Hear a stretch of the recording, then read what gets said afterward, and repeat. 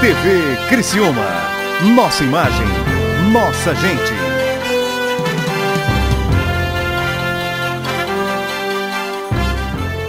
A monarquia está em festa porque hoje é aniversário do rei brasileiro, Roberto Carlos, né, completando mais um ano de vida também, no dia do índio. E aí então a gente comemora o dia do índio e o aniversário de Roberto Carlos. Como a gente é brasileiro e brasileiro esquece fácil das coisas, talvez na consciência das pessoas seja mais importante o aniversário do Roberto Carlos do que propriamente o dia do índio, né? Como a gente conhece o Brasil. João, eu vou começar o quadro de hoje falando... Essa do índio, deixa eu me chamou a atenção que aumentou a população do índio. Está aumentando a população de índio. Eu imaginei que fosse justamente o inverso. E aí tem toda uma política de preservação do índio. Mas aumentou o índio como? O índio vivendo na nossa sociedade normal, tenho curiosidade, mas hoje estão divulgando aí, aumentou a população de indígenas. Será que não é melhor trazer os indígenas para um outro tipo de convivência mais natural, um tipo de convivência mais conosco do que essa comemoração do aumento do número de índios? Ou será que aumentou o número de descendentes de índios e que vivem entre nós? Então tem umas manchetes assim, meio nada a ver, né? Aumentou o número de índios no verdade. Brasil. Se tu receber essa informação num primeiro momento assim, tu fica meio perdido, né? Mas talvez esse aumento dos índios aí, tem uma explicação, isso aí pode ser uma alusão, né? É só você ir a Brasília que você vai encontrar um monte de índios, onde existe uma tribo coordenada por um cacique, né? Eles fazem suas próprias leis, vivem naquela tribo fechada e o resto do mundo que se exploda. É mais ou menos assim que acontece com os políticos. E é para falar de política que o João está aqui. A gente começa na Cidade do Mel.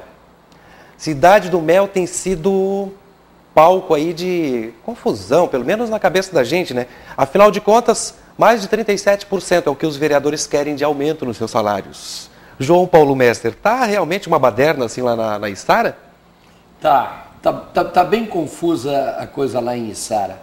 Ontem a gente falou sobre esse aumento de 37% e aí hoje os vereadores votariam em segunda instância o projeto. Então são dois momentos, votam uma primeira vez, votam uma segunda, para ver se é isso mesmo que querem, e aí passa a valer a lei depois da sanção do prefeito.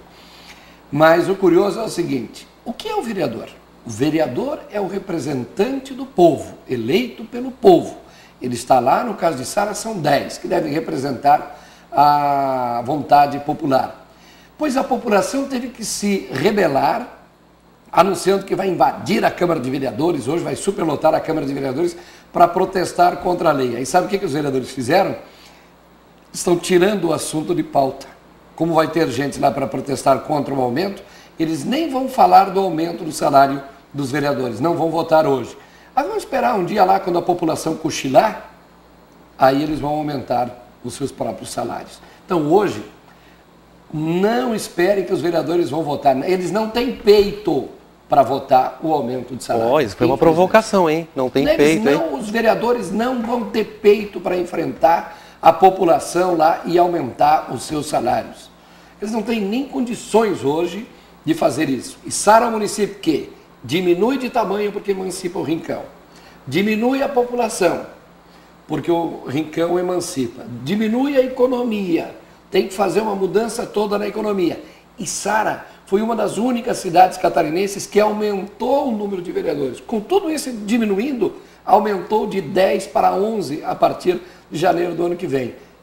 E aumentar ainda o salário em 37%, bom, estão totalmente fora de sintonia. Verdade.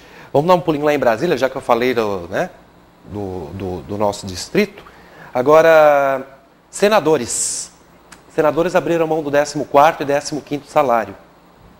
Só eles têm esse 14º e 15º salário. E outra, já emendo a pergunta, perguntando o seguinte, na sua opinião, o que foi isso? Foi simplesmente para fazer a política da boa vizinhança e dizer, nós abrimos mãos de 2 salários? Não, olha, Daniel, eu quero acreditar que isso seja um importante gesto. Eu começo a acreditar que existem nessas pequenas coisas esperanças de que a gente tenha um futuro melhor. Esse gesto dos senadores, e não são só os senadores que têm o 14º e 15º salário, tem deputados federais, tem deputados estaduais, em alguns casos também tem esse 14º, 15º salário. Eu acredito, falando nisso, e Sara também estão querendo criar o 13º salário, mas vamos voltando à questão de Brasília. Eu tenho nesse gesto de Brasília um gesto bem importante. Pode parecer demagogia, pode parecer uma coisa muito pequena, perto de tudo que vai acontecer, mas é um gesto. Eles estão diminuindo um pouco a folha, o custo do Senado, onde só tem 81 senadores. Na Câmara dos Deputados tem 513 deputados. E aí essa proporção vai aumentando dependendo de alguns órgãos. A máquina pública, o custo da estrutura chamada governo, ela está muito cara. Eu quero ver se senadores tiveram peito de diminuir, de tirar o 14º, 15º salário, eu quero ver os deputados fazerem isso. E eu quero ver mais, eu quero ver pessoas do executivo diminuindo também estrutura e máquina de governo. E eu gostaria de ver também o judiciário, porque as pessoas têm medo de tocar no judiciário, mas no judiciário também tem alguns privilégios que precisam acabar. Se mexe no bolso de alguns poderes, eles reclamam. Eu acho que é pequeno, é coisa mínima, essa história de acabar com o 14º e o 15º. Mas eu acho que é um gesto bem significativo na máquina pública brasileira. Não posso terminar o quadro João Paulo Messer de hoje sem falar de Criciúma, logicamente, né? Foco. E aqui em Criciúma a situação é a seguinte, João. Reclamação de pessoas ligadas à pré-candidata Romana Remor, de que o PMDB, novo partido da Romana, não estaria tratando a pré-candidata como deveria, como o prometido. Qual é a sua opinião a respeito disso? Eu tinha essa informação, Daniel, hoje um colunista de jornal, um colega nosso, o Adelor, ele inclusive escreve sobre isso. A reclamação vem de dentro do DEM, que reclama o fato de que a Romana, que não estão cumprindo com aquilo que prometeram para a Romana dentro do PMDB. Eu estou achando isso muito cedo, porque o PMDB tem essa pecha. O PMDB precisa se livrar dessa pecha de que fritou Assédio, de que fritou Antonelli, de que fritou o Paulo Meller, de que fritou o Vampiro. O PMDB tem essa dificuldade. É importante que os líderes do PMDB, e hoje o vice-governador Eduardo Moreira vem a Criciúma no final da tarde, é importante que o partido esclareça isso bem, não tanto para a população, mas também para a população, para que não fique essa imagem de que a Romana já entrou na fritura do PMDB. Eu quero acreditar que o entendimento, o acordo que foi feito, não esteja sendo descumprido, e se ela não ficou na Câmara Federal como pretendiam, ora, ninguém é dono da Câmara Federal, ninguém é dono de certas cadeiras na Câmara Federal, então não tem todo este poder o PMDB de Criciúma para resolver o problema de uma candidata. E a Romana também não entrou só para ficar em Brasília, ela entrou, óbvio, porque ela quer disputar a eleição em Criciúma. Mas, de novo, o PMDB está tendo uma dificuldade de ter que explicar essa história de que estão fritando alguém. Enquanto dentro do PMDB um frita o outro, alguns administradores aí, políticos, né, levam nós, o povo, cozinhando em banho-maria.